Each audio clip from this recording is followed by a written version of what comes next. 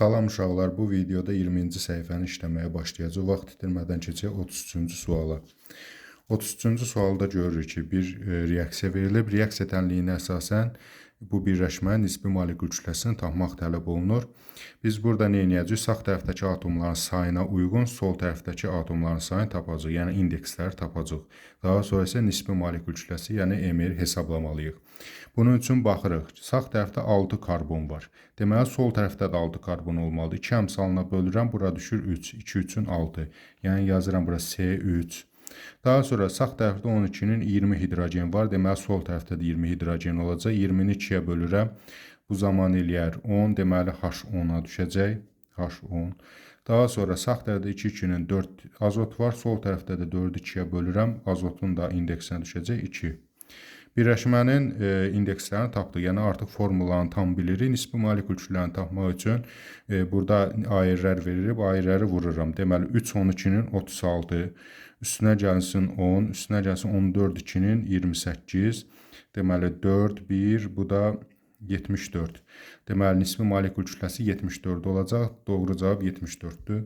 Keçirik 34-cü suala. 34-cü sualda deyir ki, 1,2 qram maqnezium 8 qram X2 ilə reaksiyaya tam daxil olaraq maqnezium X2 əmələ gətirir. X-in nisbi atom kütləsini hesablayın.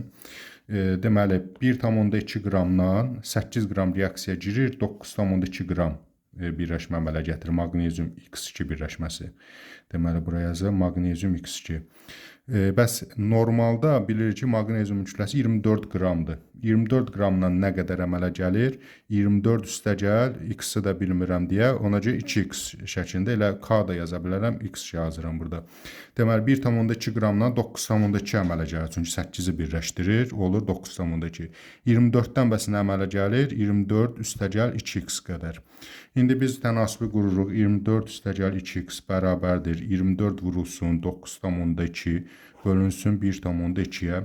1,2 ilə 24 ixtisar gedər. Bu zaman olacaq 20, 92, 184.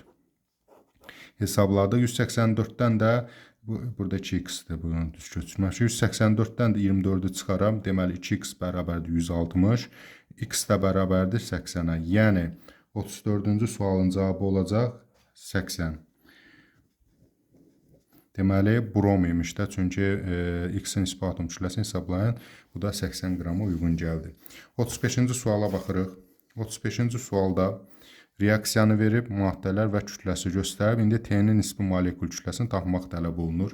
Bilirik ki, reaksiyaya daxil olanların kütləsi nə qədərdirsə, reaksiyadan o qədər belə deyək də, kütlədə maddə əmələ gələcək. X, Y2 üstə 2H2 əmələ gəlib Z üstə gəl T.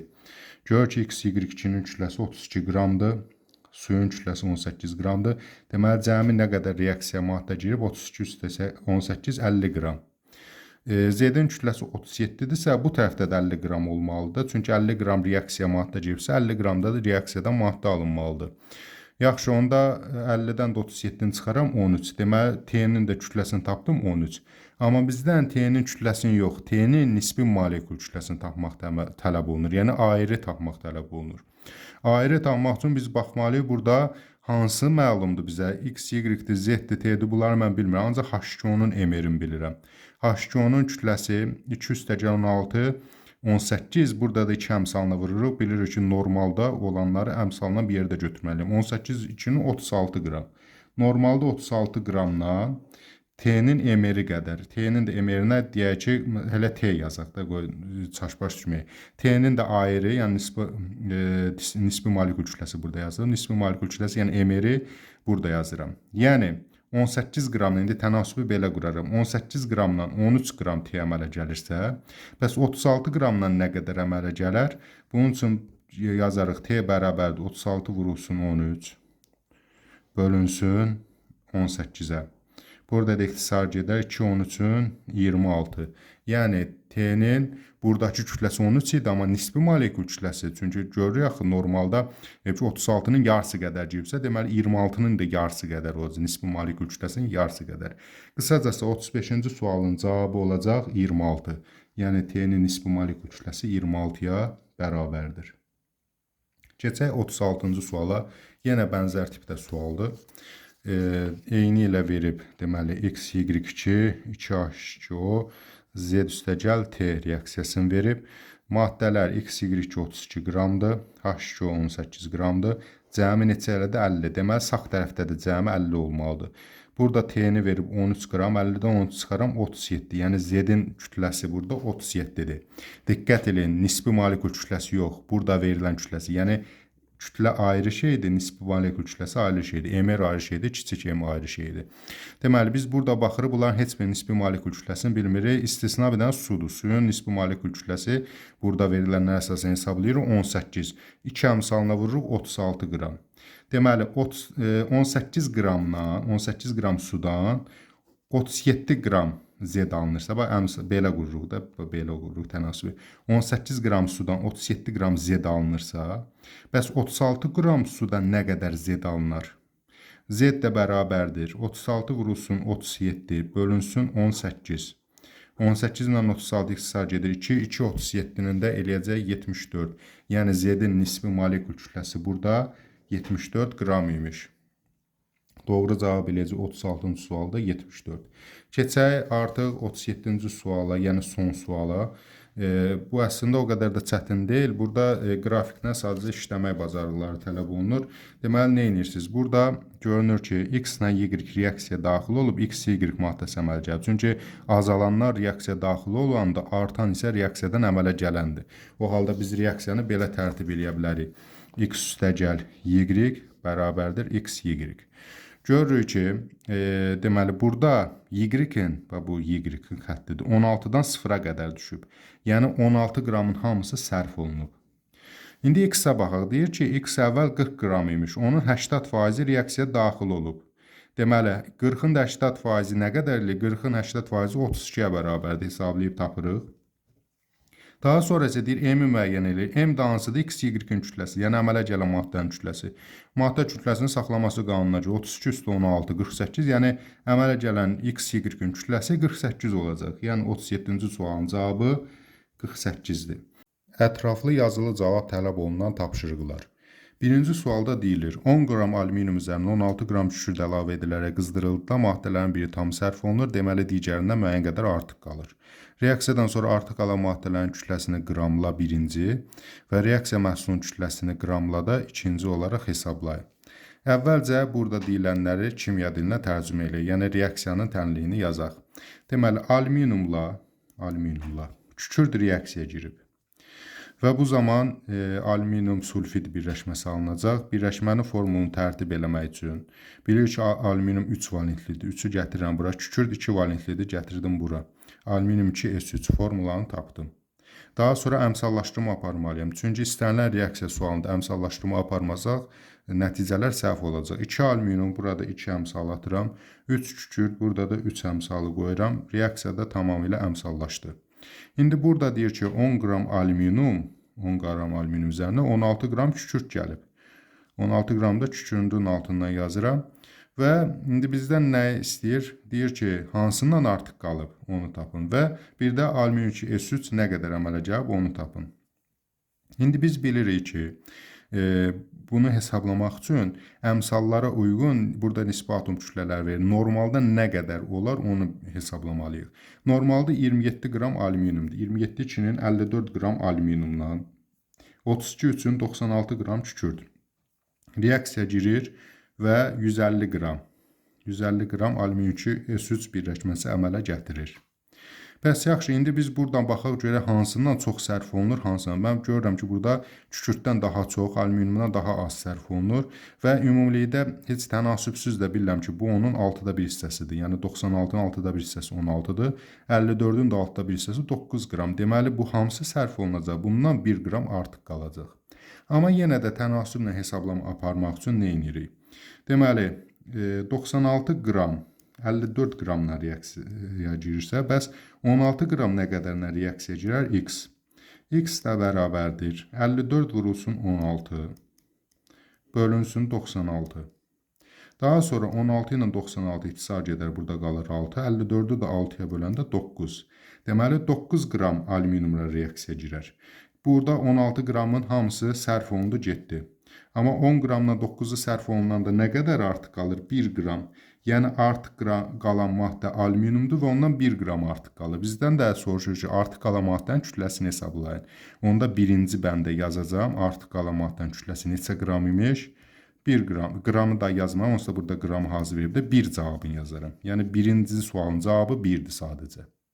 Sonra keçəndə ikinci sualda nə deyir? Deyir məhsulun. Məhsul nədir? Yəni bu. Məhsulun kütləsini hesablayın. Yəni bax bunu hesablayacağım. Bunu iki cürə hesablaya bilərik. 9 qram bu reaksiya girib, 16 qram bu. 9 16 25. Bir belə hesablaya bilərik. Bir də ki, tənasüb yoluna bura qoyaram x. Deməli 16 qram buna görə də hesablaya bilərəm, buna görə də fərqi yoxdur. 16 qram deməli 96 qramdan 150 qram əmələ gələrsə, 96 qram kükürdən 150 qram məhsul əmələ gəlirsə, bəs 16 qramdan nə qədər məhsul əmələ gələr? X.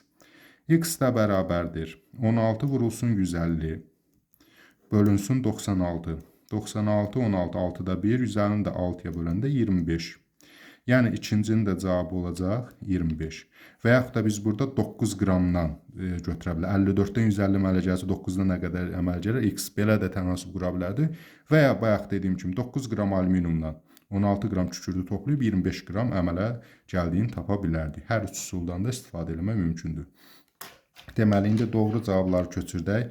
Birincinin cavabı 1, ikincinin cavabı isə 25 olacaq. Keçək ikinci suala. İkinci sualda deyilir, 3 valentli metaldır, onun oksidin molyar kütləsi x-dir, hidroksidin molyar kütləsi y-dir. X-dan y çıxanda 24 eləyib. İndi bizdən x-i, yəni bax bunu və y-i, yəni bu hidroksidin molyar kütləsini hesablamaq tələb olunur. Əvvəlcə həmin o metalın oksid və hidroksidinin formullarını tərtib eləyək. Metalın oksidi yazıram metal O. Deməli, 3 valentli metal olduğunu bilirəm. 3 bura qoyuram. Oksigende sabit 2 valentlidir. 3-ü gətirirəm bura, 2-ni gətirdim bura. Yəni, metalın oksidin formulu M2O3 şəklindədir. Bunun da kütləsini X qoyub, amma biz onu belə də ifadə edə bilərik. Yəni, o X-i belə də ifadə edə bilərik. Metalın nisbi atom kütləsini bilmirəm. Onu K ilə və yaxud da məsələn A hərfi ilə işarə eləyək. 2A üstə gəlinsin 16 üçün 48. Keçək digər tərəfə.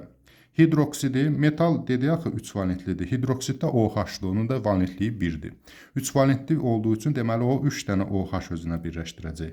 Onun da molyar kütləsi Y-dir. Biz bunu həm də belə tərtib edə bilərik. A ilə işarə eləmədik metalın nisbi atom kütləsini. Deməli burada A üstə gəl. OH neçədir? 16 üstə 1, 17. 17-nin düçə 51.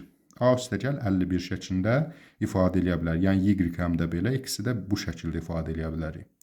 Daha sonra bizə deyir ki, x-dan y çıxanda 24-ə bərabərdir. X hansı idi? Bax bu.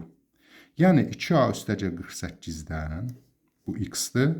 Y çıxanda, yəni bax bunu çıxanda, yəni a üstəcəl 51-i çıxanda neçəyə bərabər olar? 24-ə bərabər olar. O halda biz bu tənliyi həll eləyək. Yəni buradan a-ları ixtisar gedir. Bu mötərizəni açsaq, mötərizə açanda olacaq çıx A, çıx 51. Yəni minus A, minus 51. Bilir ki, mötərizə açanda üstəgəl çıxmaya çevrilir. Bunu çıxdıq buradan. Deməli, 2A'dan A çıxanda qalır 1 dənə A. 48-dən də 51 çıxanda 48 gedir, çıx 3 şəklində olur. Deməli, A çıx 3, 24. A da bərabərdir. Hər iki tərəfə 3 gəlsə, oldu 27. Yəni, metalın nisbi atom kütləsi neçədir? 27. Amma məndən bunu istəmir. Məndən istədiyi nədir? X-la Y. Yəni, mən bunu tapmalıyam, emerin tapmalıyam, obje. Bunun bir də ümumi emerin tapmalıyam. O halda A-nın yerinə 27-ni qoyaram onun yerinə. Yəni, 2,27-nin eləyəcək 54 üstə 48, bu da eləyəcək 102. Birincinin cavabı 102. Yəni, X-in kütləsi, X burada 102-dir. Keçək Y, yəni ikincini tapaq. İkinci də Y-dir. 27-ni tapmışdı. 27 üstə gəl, 17 üçün 51. Yəni, 27 üstə 51 eləyəcək, deməli, 78. 78 eləyəcək, bəli. Deməli, Y-də 78-ə bərabərdir. O halda doğru cavabları köçürdək. Birincinin cavabı 102, ikincinin cavabı 78. Keçək üçüncü suala. Vərəqi dəyişək. Üçüncü sualda Bu artıq baxan kimi, ümumiyyətlə qeyri-üzvü kimyanı keçəndə artıq baxan kimi bilinir ki, kuprum və SO4 birləşməsidir. Amma sualın özünü həll edək, çünki bu ətraflı yazılı cavab tələb olunan tapşırıqlarda izahı ilə birgə verək. Deməli, maddə kuprum XO4, oksigen kütlə payı 40%-dir, molyar kütləsi A-ya bərabərdir. X-in kütlə payı B-yə bərabərdir. A və B-ni tapmaq, yəni 1-nə 2-ni tapmaq tələb olunur. Bizə verilənlər təkcə burada oksigen kütlə payıdır, bir də burada A yerlərdir. Bunun əsasında AB-ni tapa bilərik. Nə edirik? Əvvəlcə kütlə payını düsturun yazaq. Kütlə payı oksigen, yəni oksigen kütlə payı bərabərdir. Oksigen kütlə payını necə tapıb? Deməli, 16 4-ün 64-ü yazıb surətdə oksigen kütləsi. Məxrəcdə də ki, 64 misli burada verib də, 16 4 64 də budur, 128, amma x-i bilmirəm. X-dan da bir dənədir. Deməli, 128 üstəgəl x-i vurub 100%-ə tapıb neçə olub? 40% olduğunu tapıb. İndi biz bunu hesablamaqla x-in nisbi atom kütləsini tapa bilərik. Əvvəlcə nə edirik? Burada 100%-ə vurub 40%-ə bu faiz hissələrini çevirəndə, yəni bu 100%-i çıxardıram, buradan hər iki tərəf faizləri çıxartdım, 100-ə böldüm, elədi 0,4. Yəni 64 bölünsün 128 üstəgəl x bərabərdir. 0,4 də nə deməkdir? Yəni 10-da 4 deməkdir də. İndi biz bunu tənasüb yolu ilə belə çarpazda vurub hesablaya bilərik. Və yaxud da elə bura 0,4 yazsaydıq, bilirik ki, bölünən bölən qismət. Yəni qismətlə bunu vurardı. 0,4 128 üstəgəl x-ə vurub 64-də bərabər eləyərdi. Ondan da tapa bilərdi. Amma sadə yol belədir, çarpaz. 64 onun 640. Deməli, 4-ü də vururuq bura. 4x üstəgəl, deməli, 128, deməli, 4, 125, 500, 512. 512-ni hər tərəfdən çıxar, 4x bərabərdir, deməli, 120, deməli, 128. X də bərabərdir, 4-ü böləcəm, eləyəcək 64, 32.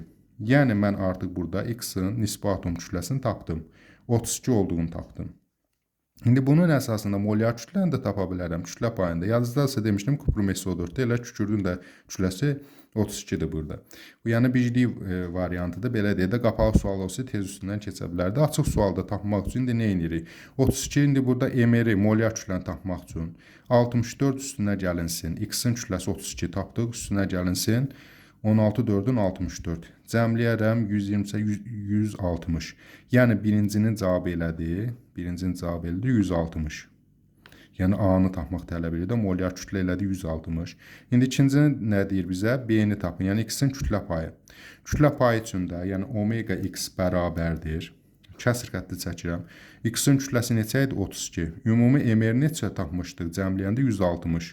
Vururam bunda 100%, çünki faiz yazıb burada, faizlə tapmaq tələb olunur, bərabərdir.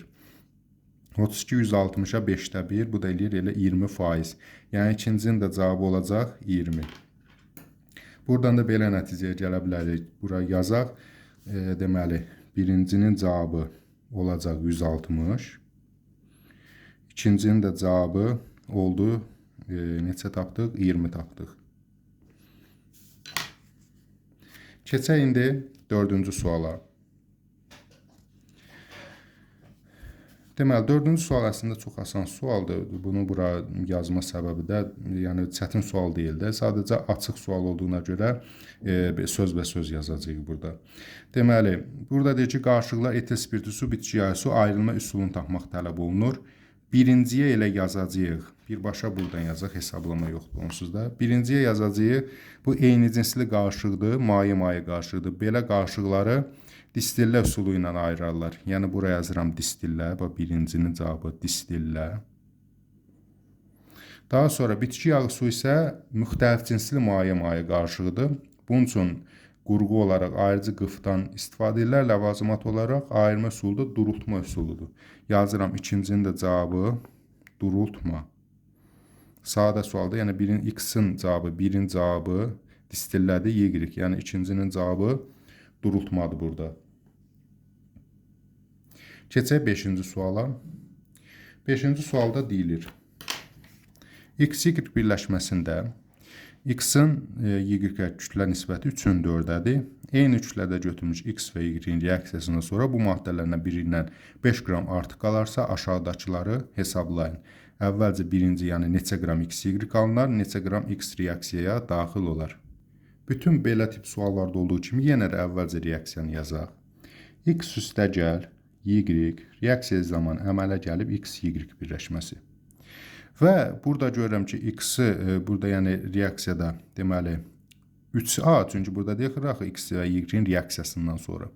Burada X-a 3A götürsəm, Y-ə də 4A, 3A ilə 4A ixtisar gedəndə, yəni nisbət kimi götürüb ixtisar gedəndə bunlarda A-nı gedib 3-ün 4-ə nisbəti alıb.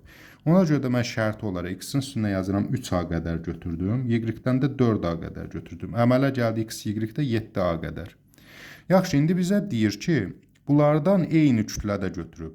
Yəni ikisindən də məsələn 4A qədər götürüb. 4A bundan, 4A bundan götürüb. Və artıq qalan maddə var. Artıq qalan maddə təbii ki, hansı olacaq? 4A bu tam sərf olunacaq. Bundan isə 4A-dan 3A-sı sərf olacaq, 1A artıq qalacaq. Artıq qalan maddə yəni X-dir. Deyir ki, bu maddənin birindən 5 qram artıq qalarsa, yəni bu 1A 5-ə bərabərdir, 5 qrama bərabərdir. Onda hesablayaq neçə qram X, Y alınar birinci. Təbii ki, 1A 5-ə bərabərdirsə, 7A neçəyə bərabər olacaq? 7 5-in 35.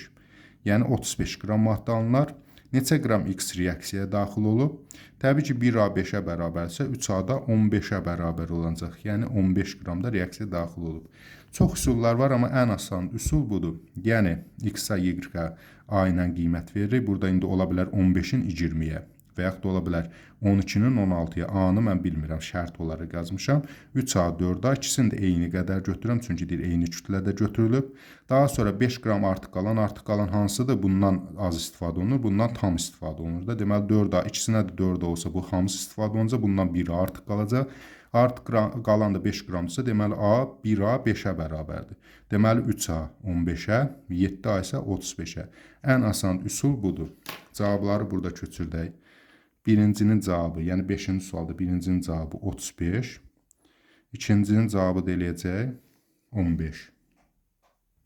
Keçək 6-cı suala. Vərəqi dəyişək. 6-cı sualda deyilir. M qram kükürt və 64 qram SO2-dən ibarət qarışığın yandırılmasından sonra qabda 320 qram SO2 olur. Reaksiya tənliyini yazın. İlkin qarışıqda kükürdün kütləsini qramla, reaksiya sərf olunan oksigen həcmini qramla tapın, yəni bu birinci. İkincisi də ki, 3 dənə şey tələb olunur. Birinci reaksiya tənliyini yazmaq, sonra kükürdün kütləsini tapmaq, daha sonra isə sərf olunan oksigen həcmini litrlə tapmaq. 1, 2, 3. İndi hər üçün tapmaq üçün əvvəlcə baxıb görürük ki, reaksiya necədir? Onsuz da bizdən reaksiyanın tələb olunur da birinci növbədə. Birinci növbədə bizdən reaksiya tələb olunur.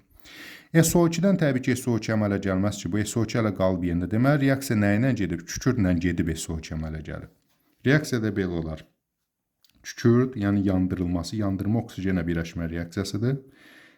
Deməli, kükürd oksigenlə birləşir, SO2 əmələ gətirir. Deməli, reaksiya budur. Bu sadədir də, yəni kükürdün yandırılmasından SO2 əmələ gəlib. SO2 də əvvəlki SO2 qalıb yerində. Sonra isə ikincisi, ilkin qarışıqda kükürdün kütləsini hesablayın. Baxıb görürük ki, 320 qram SO2 əmələ gəlib. 320 qram. Deməli, daha doğrusu əmələ gəlib yox. Qabıda 320 qram SO2 reaksiyadan sonra 320 qram SO2 olub. Amma əvvəl 64 onsuz da var idi də. Deməli, 320-dən 64-ü çıxaram, 256. Deməli, 256 qram reaksiya nəticəsində əmələ gəlib. 64-də əvvəldən var imiş. Toplanıb bu eləyib 320. Deməli, 256 reaksiyadan əmələ gəlib. 256 qramı. 256 qram üçün indi biz burada belə bir tənasüb təyin eləyək. Deməli, normalda 32 qram kükürt və burada verilib ayrı-ayrı 32 qram kükürtdə 32 üstə 16 üçün 32, 64 qram SO2 əmələ gəlir. Bəs yaxşı, 256 qram SO2 nə qədər kükürtdən əmələ gəlir? X də bərabərdir. 32 vur 256 bölü 64 eləyəcək 128. Elə bilirik ki, bunun yarısı qədər, yəni 128 qram eləyəcək. Deməli, ilkin qarışıqda kükürdün kütləsi nə qədər imiş? 128 qram imiş. Burada da ikincini yazaq. Bu birinci reaksiyanın tənliyi idi. İkincini də yazdıq. 128 qram kükürt var imiş. Yəni reaksiyadan bunu mən müəyyənləşdirdim ki, 256 qram SO2 əmələ gəlsə, o 128-dən əmələ gələr. Həmin o 256 da əvvəlki 64 ilə birləşib 320. Sonra reaksiyaya sərf olunan oksigenin həcmini hesablayın. İndi yenə bu reaksiyadan istifadə edirəm. Deməli, normalda 22,4 litr oksijeni həcmi 22,4 litr oksigen reaksiyaya girəndə 64 qram əmələ gəlir. Bəs nə qədər reaksiya, məsələn, burada indi Y yazın, nə qədər oksigen reaksiyaya girəndə 256 əmələ gələr? Normalda 22,4 litrdən 1 molu 22,4 litrdə 64 qram əmələ gəlir. Yəni bunun da emiri 64-dür. Y-dən də 256. Y də bərabərdir. 256 vur 22,4 bölünsün 64. İxtisarlar getdi 4. Bu da 89,6 eləyir. Yəni üçüncünün də cavabı 89,6 litr. Yəni 1 mol o girəndə 22,4 litr. 4 mol girib, yəni 89,6 litr girib ki, onun 4 qatı qədər, yəni 64-ü 4-ə 256 qədər alınıb. Belə bir sadə sualdır. Sadəcə 3 mərhələdən ibarətdir. Deməli, birincini əvvəlcə reaksiyanı yazaram. Buraya yazıram 1. Kükürt üstə oksigen əmələ gəlib SO2. Sonra 2 yazıram burada. İkincinin cavabı, yəni kükürdün kütləsi nə qədər tapdıq? 128. Sonra üçüncü olaraq da oksigenin də həcmi 89,6. Təbii ki, artıq litrlər falan yazmır. Burada onsuz da verib də litrlə sözün. Deməli, birinci oldu reaksiya bu. İkincisi 128, üçüncüsü 89,6. Keçək 7-ci suala. 7-ci sual şəkillə göstərilib. Şəkili izah eləməmişdən qabaq əvvəlcə şərti oxuyaq. Deyir ki, 2 valentli metan xlor türküsülə reaksiyasının tənliyini yazın və əmsallaşdırın. Bu birinci növbədə. İkincisi metalın nisbi atom kütləsini hesablayın. Gör ki, ştativ qoyulub. Xlor türküsü var. Xlor türküsünün üstünə metal töküb. Nəticədə metalına xlor türküsü reaksiyaya girir. Metalın kütləsi də 32 qram imiş. Təbii ki, reaksiyaya girəndə nə olacaq? Metalın xloridi alınacaq. Çünki xlor türküsündən hidrogeni sıxışdırıb çıxardacaq da bu metalı. H2 qazı əmələ gələcək. Əməli gələn H2 qazı sınaq şüşəsinin üst tərəfindən və bu boru ilə keçirdilib. Bu mühitdə də xlor var. Xlorda yandırılıb. Yəni hidrogenlə xlor reaksiyaya girib. Və bu zaman 56,8 qram birləşmə əmələ gətiriblər. İndi biz bu verilənlər əslində sadəcə bunu şəklinə verib, o şəkli sanki biz kimya dilinə çeviririk gördüklərimizi. Bu şəkil əsasında həmin o reaksiyanı, yəni metalla xlor türküsünə gedən reaksiyanı yazacağıq. Daha sonra isə metalın nisbi atom kütləsini tapacağıq. İndi nə edirik? Əvvəlcə bunu biraz yuxarı qoyaq. Əvvəlcə baxırıq, reaksiyanı yazırıq belə metal. Üzərinə gəlsin, bax burada H-xlordur. H-xlor. Reaksiyada əməlcə baxı deyir 2 valentli metal. Deməli, metal xlor 2 imiş. 2 valentli olduğuna görə. Üstünə də gəlib H2. Deməli, 2 valentli, bəli, xlor da 1 valentlidir. 2, 1 və bu şəkildə. Və formula bu şəkildədir. Deyir, reaksiyanın tənliyin yazın da əmsallaşdırın. İndi əmsallaşdırmağa keçək. Onsuz da hesablamaq üçün əmsallaşdırmalıyıq. Deməli, baxıb görürük ki, burada 2 əmsalına tax. 2 hidrogen, 2 hidrogen, 2 xlor, 2 xlora metalda yerində. Deməli, reaksiya bax bu reaksiyadır. Biz bunu yazdı, bu birincinin cavabıdır. Metal üstə 2 H-xlor. Deməli, metal xlor 2 üstə H2. Birincinin cavabı bu. İkincisi, metal nisbi atom kütləsini tapmaq tələb olunur. Metal nisbi atom kütləsini tapmaq üçün də mənə verilənlər bunlardır. Bunların əsasında tapmalıyam. Onu bilirəm ki, 32 qram metal götürüblər. 32 qram metal götürüblər. Və əmələ gələn hidrogen nə qədər imiş onu bilmirəm. Ona görə oraya yazıram x qram. Amma onu bilirəm ki, həmin hidrogeni təzədən götürüblər. Və burada aparıblar, xlorla reaksiya salıblar. Nəticədə belə bir reaksiya gedib də hidrogenlə, həmin o hidrogenlə x qram buraya yazıram. Həmin o hidrogenlə xlor reaksiya girib, H-xlor əmələ gəlib. Əmələ gələn maddənin də kütləsi olacaq. Yox, bu 56,8 xlorun kütləsidir burada. 56,8 qramla reaksiya girib. İndi mən bunun əsasında, yəni bunu birbaşa metalın kütləsini tapamıram. Əvvəlcə bu reaksiya əsasında x-i tapacağım, sonra x-i gətirib qoyacağım bunun yerinə. Bunun əsasında da metalın nisbi atom kütləsini tapacağım. Deməli, nə edirik? Normalda hidrogen 2 qramdır. Burada verilib ayrı verməyib. Onsuz da biz bilirik də hidrogen 2 qramdır. Yəni 1 qramdır, 1 2-nin 2. Xlor da ki 35,5 götürüb 2 qram hidrogen 71 qram xlorla reaksiya girir. Bəs nə qədər hidrogen 56,8-lə reaksiya girər? X. Bu tənasibi qururam, bu tənasib əsasında hesablayıram. X də bərabərdir. 2 vurulsun 56,8 bölünsün 71. İndi bu hesablamanı aparıb x-i tapacağım mən buradan. Deməli, 7,1-ə bölsək burada, çünki buradan 8, bu 0,1 hissəsi buna düşəcək də. 7,1-ə böləndə bu eləyir 10. Bunu da 7,1-ə böləndə 8, 7, 8-in 56, 1, 8-in də 8. Yəni bu da eləyəcək 8. 8 üçün 16 böldüm, 1,6. Bunu necə istəyirsiniz hesablayın. Yəni riyaziyyat hissəsi sizin öz şəxsi müstəqil işinizdir. Əsas odur, sonda nəticə düz olsun. Deməli, nə qədər imiş hidrogen? 1,6 qram imiş. Yəni 2 qramla 71 qram reaksiya girirsə, 1,6 ilə də 56,8 reaksiya girir. Bu reaksiya, yəni buradakı gedən proses əsasında mən hidrogenin 1,6 olduğunu tapdım. Gətirdim burada x-i sildim, yazdım bura 1,6 qram. İndi mən bilirəm ki, qarışmasın bir-birinə, burada qarşılıq yaranmasın. Bilirəm ki, normalda metalın kütləsi tutaq ki, x-dir. X qram metaldan, burada da əmsal olmadığına görə 1,2-nin 2 qram hidrogen alınmalıydı. X qram metaldan 2 qram hidrogen alınmalıdır. Amma 32 qramdan 1,6 alınıb. O halda mən x-i tapa bilərəm də burada, yəni nisbi atom kütləsi. X bərabərdir. Deməli, 32 vurulsun 2 bölünsün 1,6. 1,6 ilə 32, 20 vur 2, 40. Yəni x, yəni burada metal nisbi atom kütləsi 40 olacaq. Bizdən də elə metal nisbi atom kütləsinin tələb olunur da 40-a bərabərdir. İkinci də burada eləyir 40. Yəni birinci reaksiya, ikinci bu. İndi səliqəli şəkildə burada cavabı yazaq. Birinci, yəni əvvəlcə reaksiyanı yazaq. Metal üstə 2H xlor reaksiyadan əmələ gəldi. Metal xlor 2 üstə H2. Bu birinci. İkinci də olacaq, nisbi atom kütləsini neçə tapdıq? 40. Yazırıq 40. Deməli, yoxlayır. Metal 2H xlor, metal xlor 2H2. Bu da 40-a bərabər olacaq. Keçək indi 8-ci suala. 8-ci sual cədvəl verib bizə. Üzvü maddədir bu. Üzvü maddəni verib, kütlə nisbətini göstərib və onun əsasında M və N-i tapmaq, yəni buradakı indeksləri tapmaq tələb olunur. Mənə məlum olan oksigendir burada. Yəni 16 üçün 48 şəklində. Onun əsasında əvvəlcə mən bunu tapacam, sonra digərini tapacam. Nə edirik? Bir dənə deməli, baxaq, oksigen neçədir burada? 16 üçün 48 yazdım bura. 48-i hidrogenin kütləsinə bölüb, yəni buradakı kütləsinə, cavab alınıb 8.